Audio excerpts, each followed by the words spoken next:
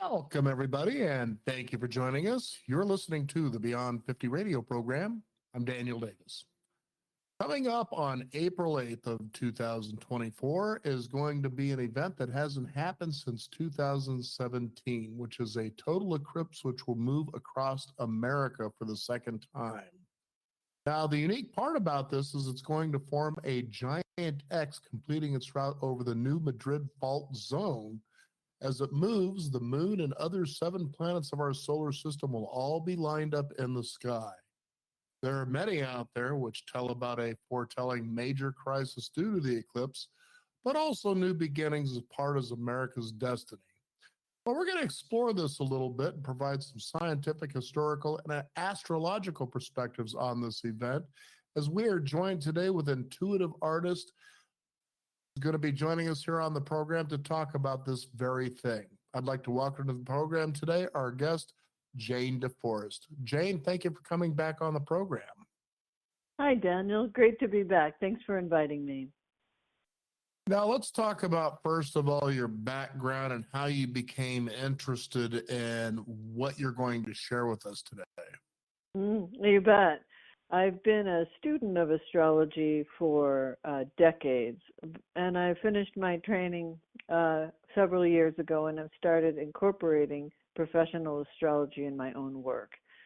But I find it fascinating that the ancients put so much store in the celestial bodies and what they were doing, and my interest in the ancient world brought me to this study, I guess you'd say. So the type of work that I do is both intuitive. I'm a medium, so I work with ancestors on the other side. I've also been trained as a shamanic healer. So I bring a different perspective, I would say, to the astrological information, and I look forward to sharing some of the nuances. From my perspective, I will say, Daniel, that this is important. Certainly much of the information that's on the internet, a lot of it's good, but I think what's lacking, frankly, is a historical perspective from the ancient world, as well as a scientific understanding of what happens to the Earth when the solar winds and all the particles that we get from the sun is interrupted. So I'll shed light on some of that during our conversation. Now, it's fascinating, I think, the way that as people, human beings, if you will, when we have events, we tend to put a lot of meaning into what those are. Whether they're true or not is to be determined. A couple of interesting examples, let's say recently in the last couple of decades, would be, of course, the end of times 2000, or no, I'm going to go ahead and go back to 2000 Y2K. And everybody was concerned like the whole world was just going to fall apart. Now, it was really curious because I'd never heard anything about this. Then I had just started in radio, and it was actually in 1999 when I first heard about this. And I'm thinking, oh my goodness, it sounds like the end times. Curiously enough, though, as I started in radio, I actually got the opportunity to meet and interview with the gentleman who actually found what you would call the Y2K event problem, which was just how they shortcutted in government, the way that computers store information and so forth, and that potentially this could cause some grid problems. And he says, you know, as I really started looking into this before I even met him, I thought, well, you know, I believe the sun's still going to come up, the wind's going to blow, it's going to rain, and all these natural things are still going to occur. So how's that going to stop? And he actually said, you know, that's a good way of looking at it, because the only problem with this is how people will react. And that's what his book was about. It was a fictional story called Nothing to Fear. And then you move forward to 2012, it's the end of the Mayan calendar as we know it. And all this disaster and all these disaster movies going on. And well, not a big deal really seemed to happen with all that, except for our anticipation of what we thought might happen. So why don't we explore this from that perspective and how we assign such meanings on things and then move from there? How does that sound to you? Yeah, sure. What you're saying is really important, and I can approach it from several different perspectives. We are coming to the end of several cycles. The Mayan cycle is one. We're coming into the age of Aquarius and so forth. We're coming to the end of a 12,000-year cycle. So there's a lot coming to an end right now, for sure. As far as the apocalypse, my perspective on that is twofold. One, that we've had in our DNA, we have the memory of a earth-changing apocalypse, and they come every 24 to 26,000 years, and perhaps a pole shift or a pole reversal. And we have evidence of that we can point to, and an obvious one is grass and flowers in the stomach of flash frozen mastodons in Alaska, and this happened quickly. So I think we have a soul memory or a DNA memory of things changing quickly and destroying things. So I don't think that that's a fabrication. I also think, of course, it's in our religious texts, and so we're programmed to anticipate that. It's also programmed. We're also programmed with the media that has a apocalyptic narrative. So it's in our consciousness. From my perspective, though, I do want to say in the work that I've done with groups, like it's a program I do called Hacking the Future. That's what I call it. And I take people in groups, usually in the beginning of the year, to future events, 1 year, 10 years, and 100 years into the future. And so we can look at what the individual can personally anticipate coming up in the flow of life, but also what we as a society can anticipate. So from that perspective, I will say I believe that we're coming to some kind of apocalyptic catastrophe, which may look like a partial pole reversal-ish kind of thing in the 2040s. And I believe that's when we're going to be entering the age of Aquarius more. I mean, it's like when the river enters the ocean. It's called an estuary. And so there's no definitive line. It's a general graduation from one thing to another. So it's hard to pick a date. But I don't anticipate that we're going to be dealing with apocalypse for a little while. But there's a lot to fear, for sure. And I think the foundation of that fear is the fear of death, frankly. And having died recently, I died for 3 minutes-ish, January 3rd of this year. There was a sort of a perfect storm. It wasn't an accident like in a car or anything, but I was very sick and left my body and died, and was able to return and tell the story of the encounters that I had. So I can say from two perspectives: one, that I interact with the so-called dead for a living, and that I personally had this experience that there is no way that we can actually die, and that we are in a dimension of for a certain time only. We don't get out of this place with our bodies. And there is conflict, there's difficulty, there's destruction and ruin, but there's also growth, abundance, and manifestation of fertility and creativity. So this is the dimension we live in. And I think being realistic when we look at it and what's coming down the pike helps us to prepare and approach these in a positive way. So that's the whole overview. But I can speak specifically to what this eclipse means if you'd like. Absolutely. And I like that you brought up a couple of things there that I think are important tonight to note is, from my understanding from things that I've seen over the years, is it was the end of a Mayan calendar, but it was more of an end of a cycle and a potentially beginning of a new one. That makes sense to me. You know, it's all cycles. You brought up the, what was it, 23 to 25,000 year cycle, something like that? Yeah, we've got the precession of the equinox is our progression. We slip 1 degree every 72 years. We slip backwards through the zodiac, but it's basically with the 23.5 degree tilt of the Earth on its axis, we have it takes about, well, it depends who you talk to. Anyway, 26,000-ish is what I'll say, because there's controversy on that. But it takes that much time to traverse the entire zodiac and return to the same place. How it is determined is the constellation that is on the horizon at dawn on spring equinox.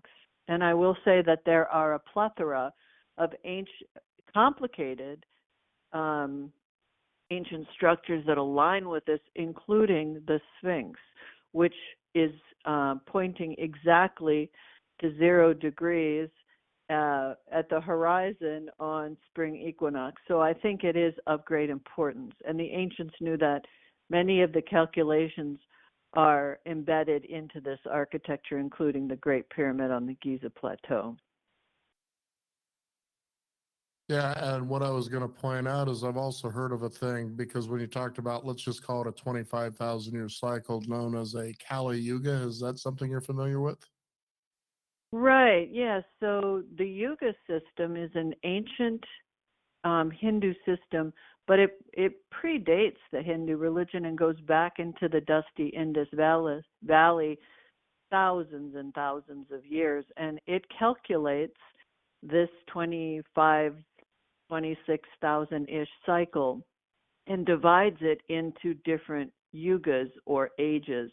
The Kali Yuga is the darkest age and corresponds with the ancient classic understanding of the same cycle, just using different names, called the Iron Age. It is the darkest, most ignorant age of humanity. The good news is we're moving out of it. We're now in the Bronze Age, and we're moving up to the Silver and Gold Age. And Daniel, the bad news is we have a couple thousand years till we get to the Golden Age, but we're heading in the right direction. Right. I'm glad you said what you just said, because it confirms a couple of other things that I've heard in the last couple of years about that. First of all, the Kali Yuga is exactly, we were in an ignorant time for the last 25,000 years. Dense is a word that someone used for that. So we were easily manipulated, okay, by whatever we were manipulated by. And take a look at where we're at now. We're all becoming frustrated with our governments, powers that be, if you want to call them that. We've had enough. You can see we're all throwing down, and you can feel the boiling point there.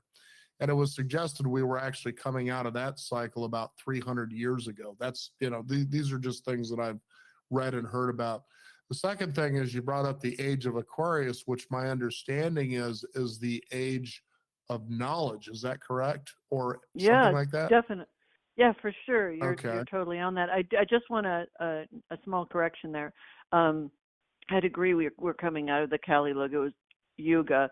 The Age of Enlightenment was the beginning of it, but the Kali Yuga really only didn't last 25,000 years. I'm going to say it probably started with the fall of Rome. So, yeah. But yeah, everything else. But I also want to recognize that what you said about frustration, about ignorance and oppressive structures, is actually embedded in this eclipse. So it's a nice segue to move right into it, if that's something, if you'd like to head in that direction. We'll go any direction you want. We'll let you be the expert. I was just kind of give you an idea. These are things that I've come across in the last couple of years plus.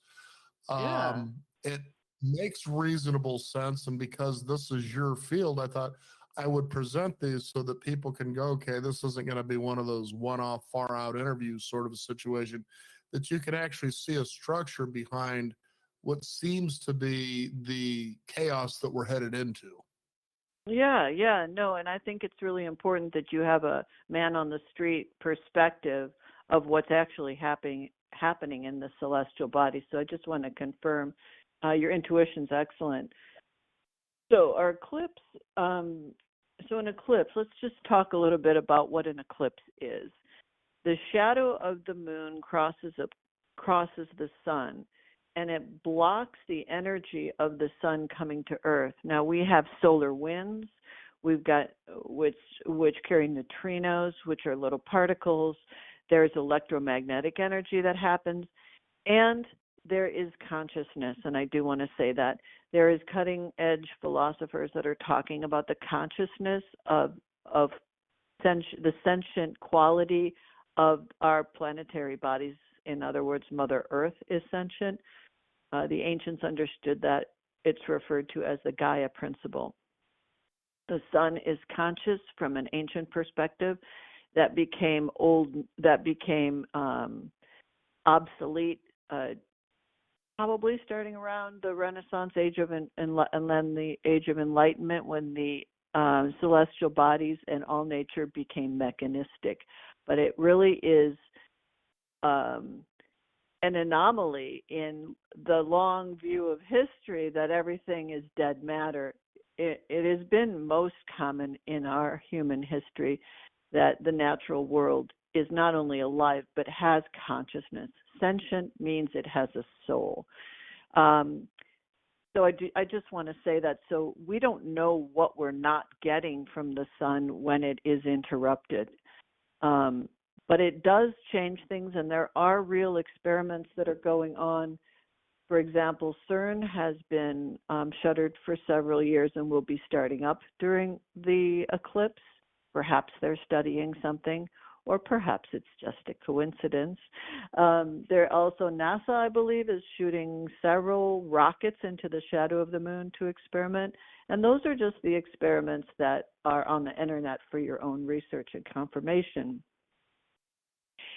Now, the Earth has a grid system that the ancients knew about.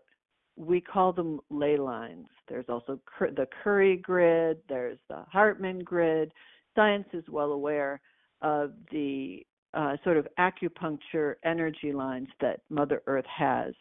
Some are masculine and some are feminine. This is how they're referred to. From research that dowsers have done, what happens with these electromagnetic lines is that they change substantially during eclipses. For example, these energetic lines constrict for a short time and then expand threefold.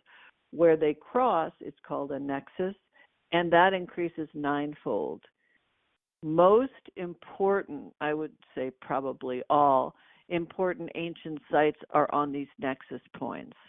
Many modern churches, I'm putting modern in medieval, Gothic architecture in the modern. I'm lumping this all in modern because this goes way back thousands and thousands of years, are built on these ancient nexus. So if you can imagine, something's happening energetically to the Earth that's powerful. If you look at the natural world during an eclipse, and I have, because I've met last time in 2017, I'm out here in the Pacific Northwest.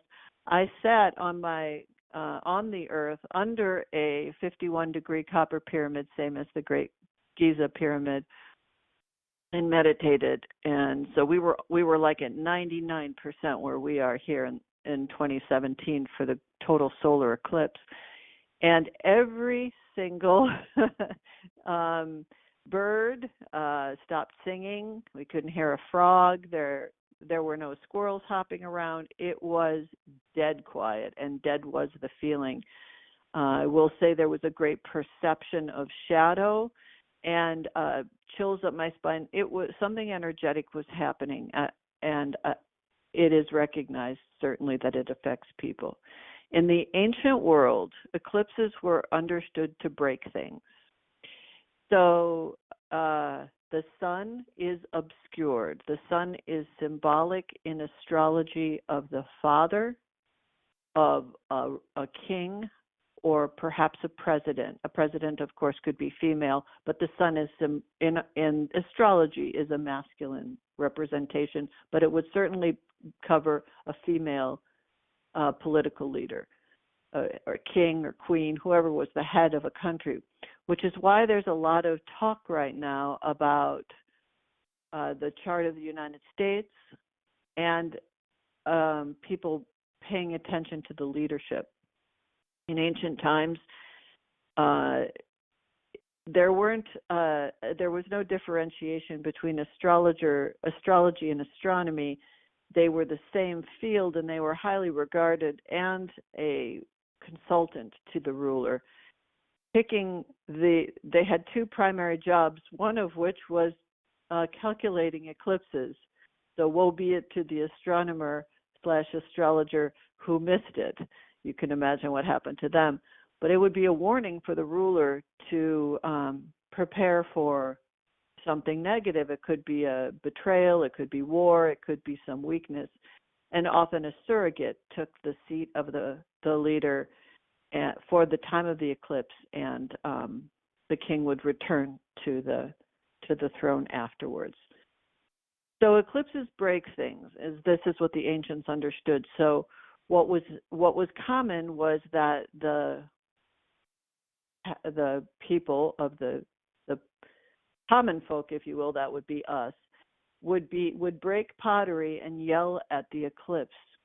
And what this would do, it's perhaps called sympathetic magic, meaning by breaking something intentionally at the time of a natural tendency for breaking, then the pottery itself would be broken instead of bones or the country or the society or the earth. So, any questions before I go on? No, you're doing great. Okay.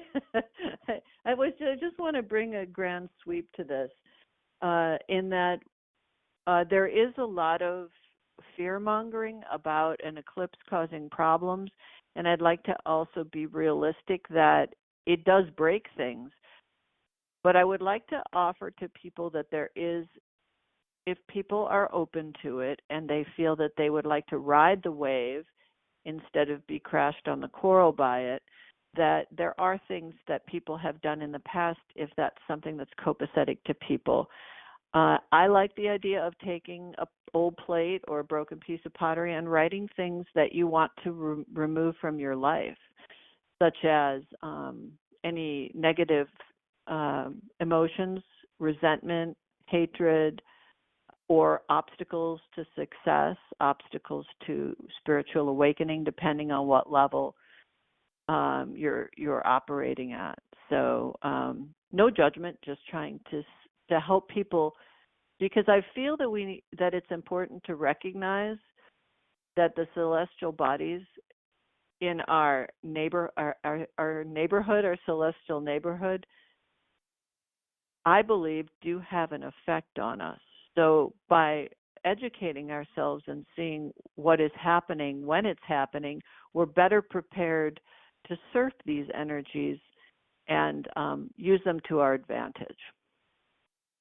So, I agree with you. In fact, if I might jump in here real quick, because you said some really solid things from things that I've picked up over the years, and especially, again, over the last couple of years, is that in this situation of change, that apparently there is call it a galactic center that's been kind of blocked, so certain kinds of energies and radiations didn't reach through the sun into the earth. You just said that very thing with this new cycle.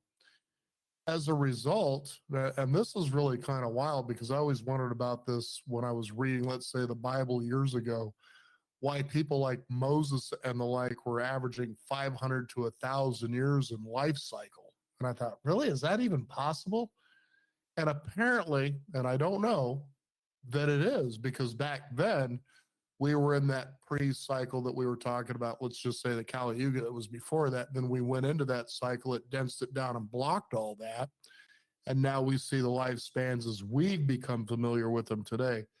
If you're lucky, 125 years, but on average about 70 to 80 years is what we live. But the fact does remain is over the last many decades, even century, we've actually gotten to a point where we age longer. We live longer than we used to. Now, that being Hmm. said, so this radiation also comes in and has an effect now. There are people that are feeling changes and have been feeling these changes. I kind of wondered that myself. Dreams change. There's just a lot that change. Psychotic or psychic energy, the whole bit. Right. And you were just actually addressing that. And it's really fascinating. And then as you say, Hmm. eclipses sort of break things. Well, they break them and then they renew because as you see in nature, there's natural cycles. Things break and then they heal. That's pretty amazing Bing. to think about it from that perspective versus somebody's going to go out and, you know, like back in Y2K, oh my God, it's the end of the world. Be sure that you buy plenty of food, ammunition, you know, and the like. Right.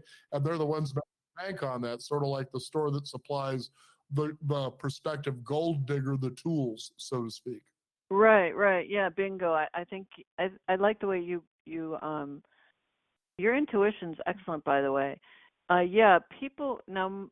I'm when I'm not an astrologer, I'm a medium and an intuitive and a shamanic healer. And so I'm working with people on a deep level. And I will say I do see across the board my clientele, not everyone, but I'd say a good 40% of people are experiencing increased psychic ability, perception of serendipity, feeling some kind of communication or reciprocity with nature, especially animals and trees. Um, that I would, so while let's call that an awakening. I have clients coming to me that are having psychotic,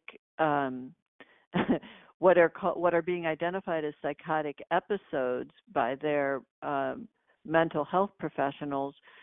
So they're coming to me, and I'm not a professional in that realm, but from a shamanic perspective, these people are having classic symptoms of a Kundalini awakening.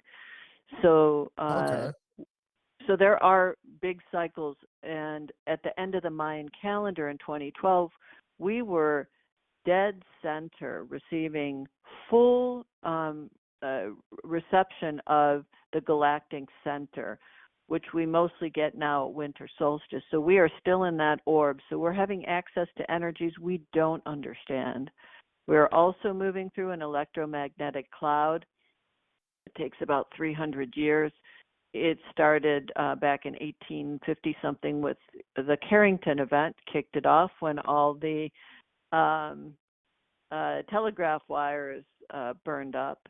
So we are also traveling through this cloud, which is perhaps causing some awakening. And the Earth has a reduced magnetic field and an increased Schumann resonance, which is time called the heartbeat of the Earth. So we are experiencing shifts in fields around us, and it is said that this is contributing to humanity evolving, and that in fact these cycles, these yuga cycles and these grand cycles that take 25 to 6-ish thousand years happen because of the background of these energetic fields. Frankly, there's so much we don't know about this. So my philosophy is I just have an open mind and an open heart. I try to believe everything. I don't know if it's true, but I bring to the table what I find interesting for your audience's consideration. Good. Hmm. Yeah. You know, I'm thinking of the age of Aquarius too. I think it's fascinating when you think this is the age of knowledge, maybe even information. And you look at the birth of the internet and where we are today, we're beating the hell out of what would be now known as nostalgic media, I would begin to call it. You know, all of a sudden these people are upset because, hey, wait a minute, you know, we're the keepers of the information and the real truth. And it's like, no, you're not. You're not any different than I am. And we're getting sick and tired of you telling us what's right, what's wrong, when most of the time you seem to be wrong about it. And it's really fascinating to see this uprising and it's boiling, you know. So, what do you see happening, you know, just kind of a feel and a guess after this event? What makes this so Yeah. significant? Because know, you had one way, you had the other. Now there's this giant X in a certain area of the United States. Mm-hmm. And in fact, I came across something yesterday that I thought was unique, that even Space Force, its logo has a big sort of an X that almost Mm-hmm. resembles that, because if you look at their logo, it crosses in the United States, but the intersection seems to be somewhere in the center of Texas. But this line Mm-hmm. seems to show somewhere like right around Tennessee, Kentucky. And I'm just kind of guessing the area. So what are your thoughts on that? Mm-hmm. Yeah. Okay. So let's jump into the eclipse, how it affects potentially the United States, and also individual people. So, all right. So I'm going to be speaking from the perspective of a sidereal astrologer. There's two different there's more than two, but there's two primary ways of calculating the position of the celestial bodies in the zodiac. One is tropical astrology, which is typical here in the West. It's the kind of astrology you would see everywhere. It's the horoscope astrology you'd see in the newspaper. In the East, they have a different type of astrology, Vedic astrology, which is calculated. It's called sidereally, which reflects where the bodies actually are. In tropical astrology, it's where the celestial bodies were about 2,000 years ago. So the relationship to everything is identical, but the placement is about 24 degrees difference. So I'm doing regular Western astrology, which looks tropical, but the placement is going to be different. So people might be saying, "Oh, I can't believe she's saying that there's a total eclipse of the sun in Pisces. It's obviously Aries because that's what's all over the internet." Well, that's where I differ. But if you were to take your phone that might have an app of actual what's going on in the skies, you'll see that my placement accurately describes what's accurately going on physically. And I think it's important because I find it more accurate because it's what's going on. But I don't want to get too technical. I just want to explain why what I'm saying would differ from a tropical astrologer. It will not differ from a Vedic astrologer. All right. Okay. So, so we have, from what's really going on in the sky, we have a full eclipse of the sun in the latter degrees of Pisces. Now, it is in what's called a section of that. It's in Vedic astrology called a nakshatra.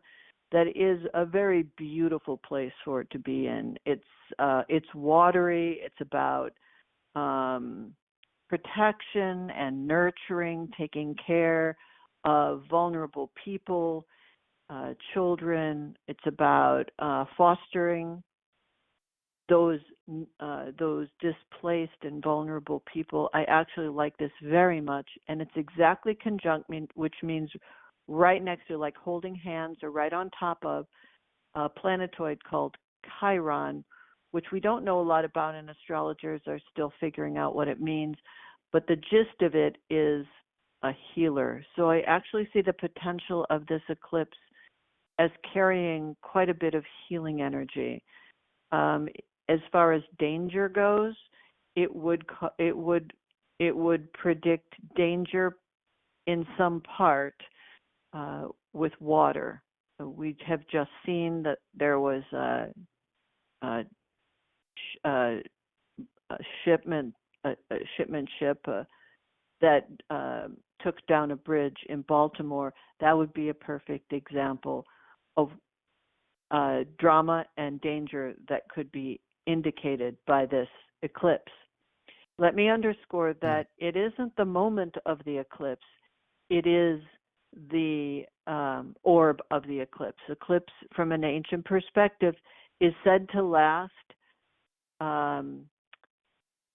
however many minutes the eclipse lasts is how many years it will be in duration. So that's 4 years. So if we take that into account, considering that it starts its eclipse off Mexico, I would say that we'd be looking at some very specific dates in April of 2027, and later in May, also of the 26th of May, when Mars goes over that point. So we also have, and this is where the ominous tenor is coming from, is we have the conjunction of two bad boys. One is Saturn and one is Mars. Saturn is structure, obstacles,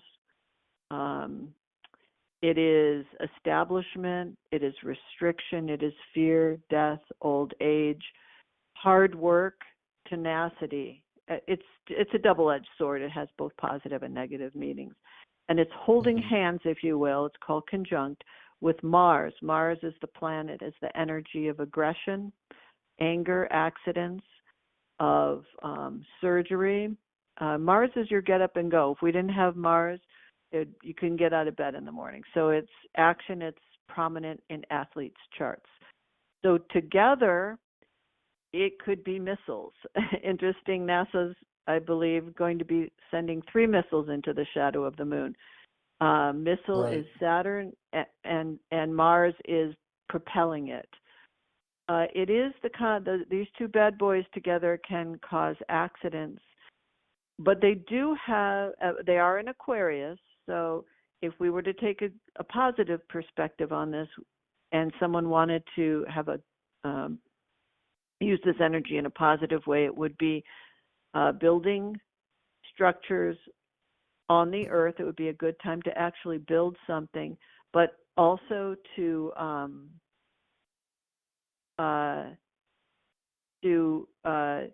be tenacious and don't let frustrations get in the way of your vision, especially helping the greater community. It's a wonderful time if you're going to build a cabinet in your kitchen, build an extra one for the food bank and help out. It's your call to be of service for a greater purpose. It is in a copacetic relationship to 2 planets that are interesting. It's an interesting mix. These are in Aries from a sidereal perspective. One is Jupiter, the planet of good luck, sort of like Santa Claus, expansion, knowledge, laws, and Uranus, which is lightning, innovation, and genius. So we are at a place where we will start coming up with alternative solutions. So I do believe, this is my opinion, that we're on the cutting edge of some creative solutions, insights. I see what is dead and not working falling away. It's hard to watch that because we get attached to the way things are. We're not raised in our culture to understand. The flow of change is a constant. We hold on to nostalgia of what it was. So I want to suggest that to survive these times, expect that there's going to be circumstantial Armageddon, if you will. I do not see the planet imploding, but I do see it's necessary. If you're a gardener or connected to nature, you understand that the dead leaves fall down and have to be raked up or fertilize the ground, depending if you're in the forest. And the new shoots are tender and need to be nurtured, and that innovations require thinking differently. Right. You've said a lot of things, and I'd like to say for the listeners out there, you're listening to what I know to be, at least from everything I've gathered from many different arenas and sources, that you're pretty much right on the money about everything that you're saying. What I mean, when you talk about old systems, we get used to things like, currently I'm reading a book called The Promise of Bitcoin. Now, there's a lot of people out there, we know what cryptocurrency is. One of the things that Bitcoin and cryptocurrency hopefully promise is that we become sovereign again. Now, you take a look at our monetary system, for instance, and how much it's ruled our lives. We don't know any other way, but we're beginning to learn that new way now. How do you feel when you go into a bank and you say you want $10,000 and you get 30 questions, even from the bank manager, saying, well, what do you need the money for? Well, it's none of your dadgum business. Just give me my money, but you see Mhm. that system breaking down, central banking as it's called. That's not going to be easy because they're going to fight to keep that because whatever the power is saying we want to maintain control. And they don't realize, look, you idiots. Now, I'm somebody who observes nature, and nature teaches us over and over and over again. You've never had control. You get to participate maybe for a long period of time, but you never had control over anything. And you're Right. seeing that now. And I think the beauty of, I guess you could call it the Great Awakening, and we've heard that term, I'm sure, is the fact that people are awakening, kind of like we're coming Right. out of this sleep, this dream, Mhm. and we're at this point now, geez, what do we do with all this? And then the next thing you talked about was innovative and new ways of looking. We've always heard think outside the box. Well, the box doesn't exist anymore. How about just Right. thinking, period? Is the big thing, instead of think outside the box. What a stupid term anyway. But that being Mhm. said, there's been a lot of Mhm. innovation and invention that's been suppressed. Why? Because the people who have decided they're in control, much like central banks, have decided we should have control so we can profit, we can benefit, while everybody else uses these tools that, quite frankly, it was call it the commoners, if you will, came up with in the first place, such as Tesla and his work. And so Mhm. you're really going to see a lot of that going on, and you're confirming a lot of what I have, read and come to know over the last, say, Mhm. 5 to 10 years. Pretty amazing stuff. Right. Right, and I can certainly hear, what you're saying and the truth in it, and also the frustration in it. And that's in this chart, in this eclipse. There is an element of frustration. So I would suggest people notice the frustration, but then allow yourself Right. to let that. I never say don't think that, because it's like saying don't think of a rhinoceros. Just don't even think of it. It just doesn't work. But I think Nope. if we focus on the new shoots, on the growth, on the solution, on the working together, and I wanted to address what you said about the media and how it's changing. It is very Aquarius that what we're talking about is a collective consciousness or hive mind. And I've been so fascinated by hive mind. It's actually I named my company Hive Mind, one of my companies that I Uh, make uh, power amulets and different things. But it was derived from a client who wanted me to I'm an animal communicator in addition to the work that I do, and she wanted me to talk to her beehives because they were collapsing, and we found out that there were neighbors that were using herbicides. I do want to say they're very poisonous to bee colonies, but the conversations were illuminating. And what we're talking about, if we squint, or if we distance ourselves from the planet, what we can see is that we are growing. If communication is an extension of Mother Earth's intellectual and mental process, if we are part of Mother Earth, and our consciousness is connecting through the internet, it is connecting through wireless communication, you can see that there is an evolution of humanity in conjunction with nature that is connecting all of us into a collective consciousness or hive mind. Not that we all have to think the same or be controlled by a great controller, but we are growing to a global mind.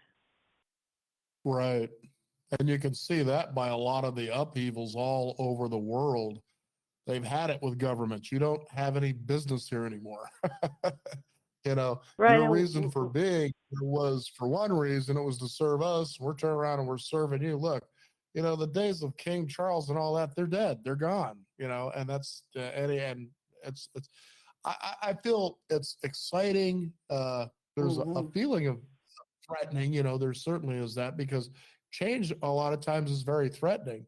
But I like the way you put it. In fact, it was funny today. I was just watching a little bit of Anthony Robbins, big self-help coach, Yeah. and he was talking about the very same thing that you did. It's a matter that this is the time that you focus in the direction that you want to go, Don't focus on the things you don't want. Focus on what you want in your life. And it was funny that you just said the very same thing. And I just seen this not even an hour ago. So pretty It fascinating. really It really is true. And we've got, astrologically, we've got Jupiter, which is the planet of good luck, expansion, education, the guru, the teacher, the adventurer, good luck. Anything Jupiter touches improves it.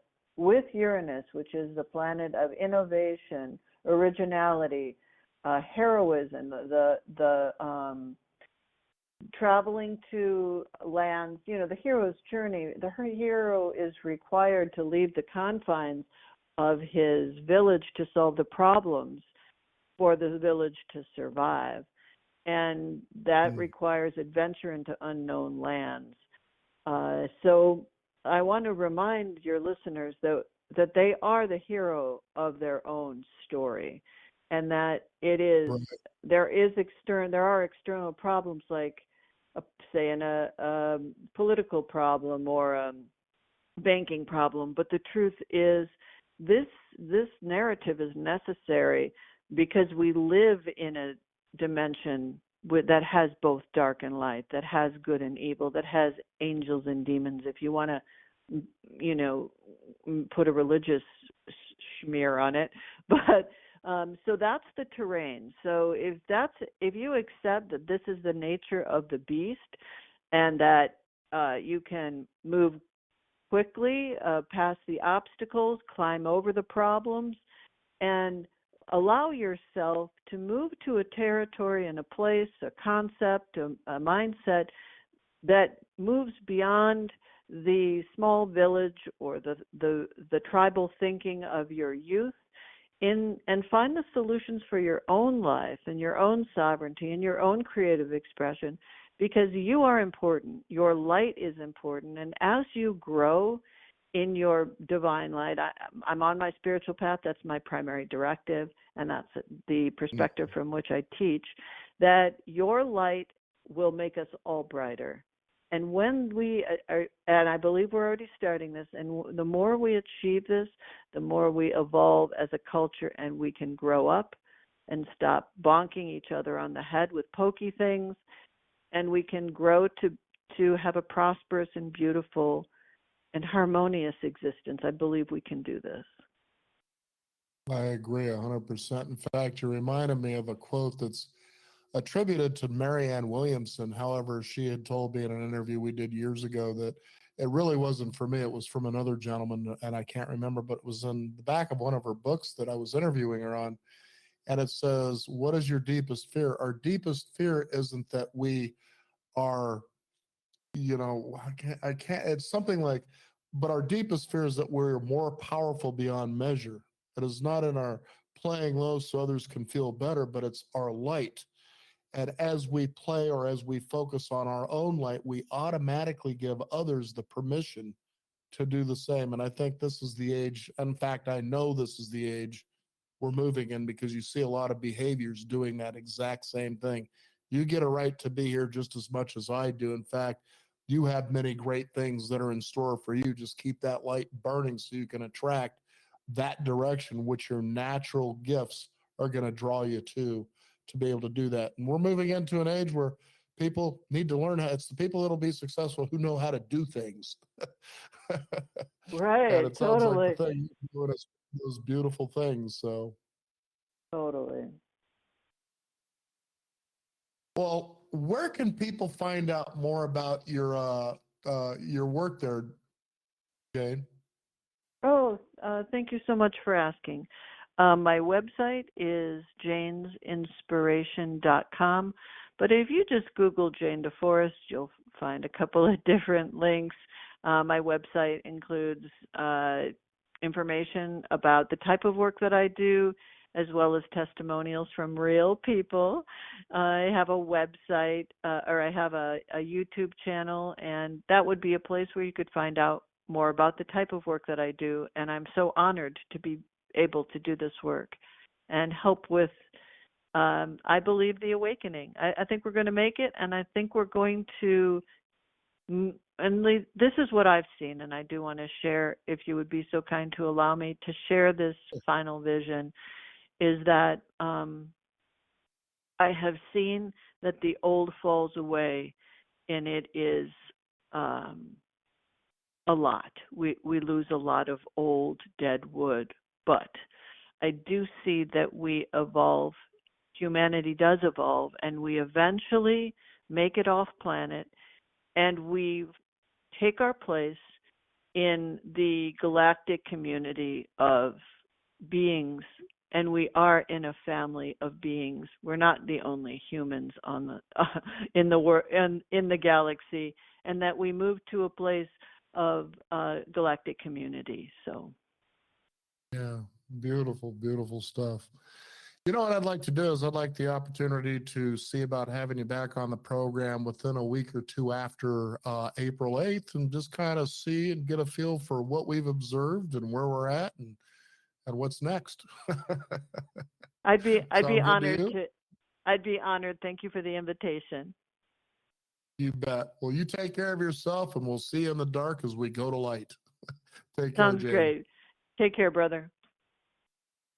We want to thank you, the listeners out there, for tuning in. You can also discover more at beyond50radio.com. That is the number 50. You won't find an Eclipse there because you'll be able to see everything, including signing up for our weekly e-newsletter. Stay up to date with what's going on in the world of Beyond 50, as well as our upcoming shows. I'm Daniel Davis. Thank you for joining us. This is the Beyond 50 radio program. And remember, wherever you are is where you should be.